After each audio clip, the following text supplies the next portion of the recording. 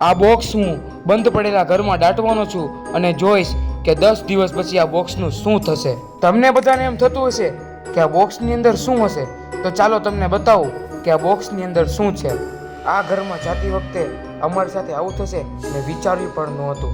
ચાલો તમને બતાવું બોક્સની અંદર શું છે। આ બોક્સની અંદર એક મારા ભાઈબંધનો ફોટો છે, બીજું આ મારો ખુદનો ફોટો છે અને ત્રીજો ફોટો જોઈને તમે મજા આવી જશે। મારા એક ભાઈબંધનો ફોટો છે, વિનેશભાઈનો ફોટો। પછી તો મેં તમારી અને મારી પસંદની સાપસીડી અંદર મૂકી દીધી છે। પછી તો મેં મારા ખુદના હાથે લખેલ મારા દોસ્તારનું ભવિષ્ય આ બોક્સની અંદર મૂક્યું છે। જોઈ શકો છો મેં મારા ભાઈબંધનું ભવિષ્ય કેટલું બધું લખ્યું છે। તમે મારા ભાઈબંધને જોવો એકવાર। આ મારો ભાઈબંધ વિનેશ છે, કરદ્યાનો કટકો। પછી તો સારી રીતના ટેપટીથી પેક કરી નાખ્યું છે। હા, અમે જાય છીએ બોક્સ સંતાડવા આવે। તમને લાગે છે ક્યાં સંતાડવા જાવું એમ? તમને હાલો બતાવું। હવે અમે બંધ પડેલા ઘરમાં આવી ગયા છીએ। જો એક્ઝેક્ટ અમારી પાછળ બંધ પડેલું ઘર છે। હવે અમે અંદર જઈએ છીએ તો આ વિનેશ કહે છે કે તું પહેલાં અંદર જા, મારી બહુ ફાટે છે, એટલે હું પહેલાં અંદર જવાની ટ્રાય કરું છું। હાલો જુઓ, અંદર કાંઈ નથી, અંદર ખાલી બિલ્ડિંગ ને એવું બધું છે। અંદર બિલ્ડિંગ નથી, ઘર છે, બતાવો।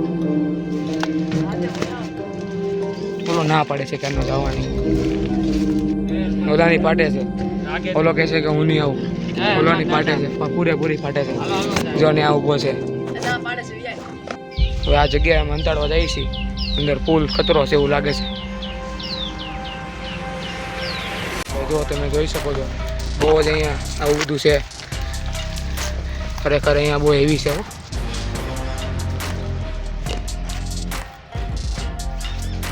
બરાબર એની તો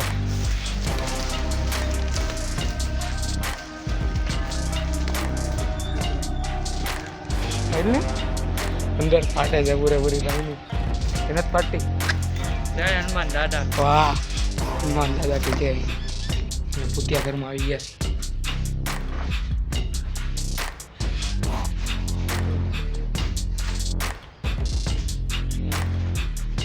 અહીંયા બધું હેવી છે।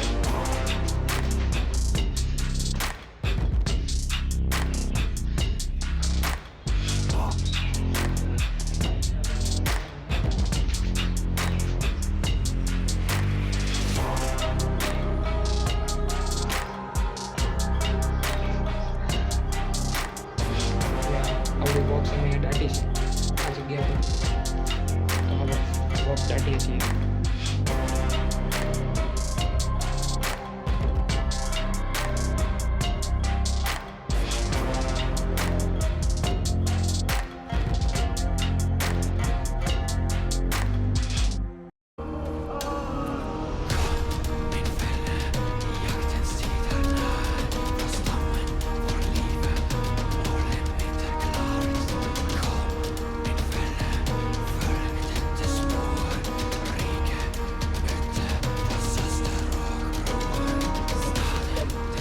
આ બોક્સ તો દટાઈ ગયું છે, પણ ઘરમાં મારા દોસ્તાર સાથે કંઈક આવું થયું છે।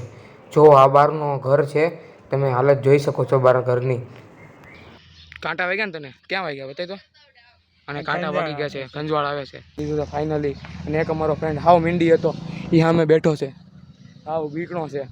તો કાંઈ નહીં, આ બ્લોગ અમારો ગમ્યો હોય ને, વિડીયો ગમ્યો હોય તો લાઈક કરી નાખજો અને સબસ્ક્રાઈબ કરી નાખજો।